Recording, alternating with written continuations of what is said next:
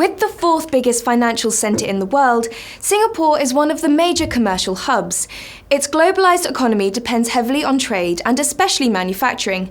However, there is a transformation happening in Singapore, which I'm going to discuss with Rajiv Biswas. Welcome to the show.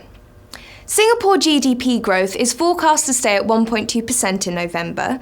What do you think of this figure? I think that was a quarter-on-quarter increase and quite a good rebound, actually, because the second quarter data had actually shown negative growth. So based on current flow of economic data and the latest reading on factory output for September, which came out last week, we're still expecting growth in the order of about 1.2% quarter-on-quarter in the next estimate, which would translate into 2.4% growth year-on-year. And for the year as a whole, we're still expecting this year's calendar year growth rate to be about 2.9%. How will Singapore be able to maintain its long-term competitiveness as its wage levels and other costs become increasingly higher compared to other Southeast Asian countries? I think Singapore has been one of the more forward-looking of the Asian economies in trying to address the issue of rising wage costs and also other sorts of costs of living in Singapore. The government has been very forward-looking in trying to attract higher value-adding industries for many years. And I think that process is going to continue. We've already seen the hollowing out of low-cost manufacturing in Singapore over the last 20 years or so. And the focus is now much more on advanced, high value-added manufacturing. But I think when we look at, over the next 10 years or so, that process will continue. I think the focus is continuing to move towards more advanced industries. For example, we've seen the growth of the aerospace-related manufacturing sector in Singapore in the last 5 years, and that's one example. And I think also services is going to play an important role in that structural transformation of Singapore.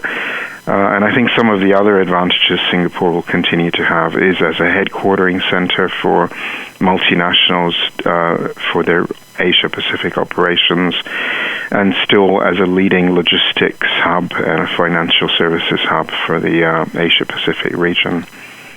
Have the Hong Kong protests have any effects on Singapore?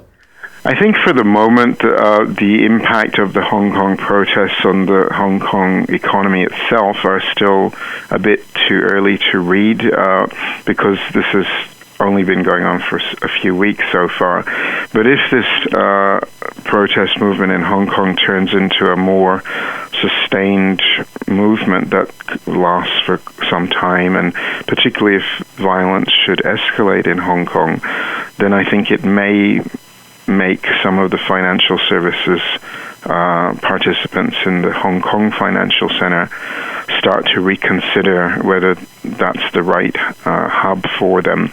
So Singapore might actually benefit from any firms that think that they'd rather reposition to a more stable financial center, because one of the great advantages of Singapore is it's great, it's the leading financial center in terms of political stability, and that's a big attraction for many parts of the financial center. So I think that could become a positive for Singapore if these protests in Hong Kong continue for any length of time. But at the moment, it's still a bit too early to read too much into that, because I think Hong Kong is still playing quite an important role as a financial center for mainland China, whereas Singapore's focus is much more on Southeast Asia.